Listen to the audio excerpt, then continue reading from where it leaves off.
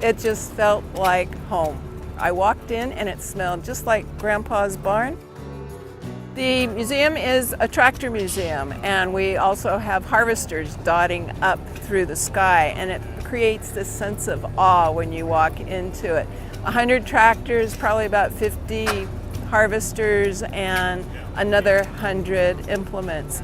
People walk in and they see a barn-like setting. We've arranged it so it's like rolling in your horse and buggy. There's the mobile field shop on the left, and on the right is the animated barn, and you look 300 feet down to see the best 1905 steamer, 36,000 pounds. It's a showstopper.